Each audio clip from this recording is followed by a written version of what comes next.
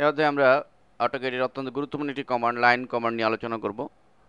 মূলত এটি অটোক্যাডের অত্যন্ত পাওয়ারফুল এবং প্রয়োজনীয় কমান্ড, কারণ আমাদের যে সমস্ত ডিজাইন করতে হবে বা আমরা যে সমস্ত প্রজেক্ট তৈরি করব সে সমস্ত প্রজেক্টে আমাদের মূলত এই লাইন কমান্ডটি অত্যন্ত কার্যকরভাবে ইউজ হবে। তো লাইন কমান্ডটি কীভাবে ইউজ করতে সেটি আমরা এখন দেখব। তো মূলত লাইন কমান্ডের সাহায্যে যে কোনো রৈখিক বা সরল রেখা আঁকা যায়।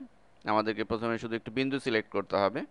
তো লাইন কমান্ডটি পাওয়ার জন্য আমরা এখানে যে ড্রয়িং টুলবারটি রয়েছে, আমরা এখানে লাইন যে টুলটি রয়েছে সেটিতে ক্লিক করব, অথবা ড্রমেন্টে গিয়ে আমরা এখানে লাইনে ক্লিক করতে পারি, অথবা আমরা কমান্ড লাইনেও লিখে দিতে পারি। আমরা ড্রমেন্টে ক্লিক করে প্রথমে এভাবে লাইনে ক্লিক করব এবং বলছে যে স্পেসিফাই ফার্স্ট পয়েন্ট। আমরা যদি কমান্ড লাইনের দিকে তাকাই যে স্পেসিফাই ফার্স্ট পয়েন্ট আমাদের চাচ্ছে, তাহলে আমরা প্রথম পয়েন্টটি যে বিন্দু থেকে আমরা লাইন শুরু করব সেই বিন্দু থেকে ক্লিক করব একটি।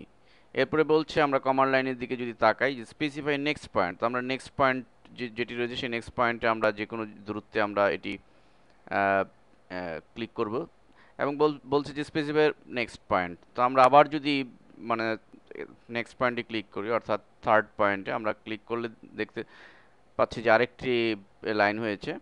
তো এভাবে আমরা পুরো স্ক্রিন জুড়ে আমাদের ইচ্ছে মতো আমরা লাইন ক্রিয়েট করতে পারি, এবং সবশেষে আমরা আরেকটি লাইন ক্রিয়েট করছি এবং ডাবল ক্লিক করে অথবা এন্টার প্রেস করে আমরা লাইনটিকে ক্লোজ করে ফেলতে পারি। তো মূলত এভাবে আমরা লাইন কমান্ডের সাহায্যে আমাদের ড্রয়িং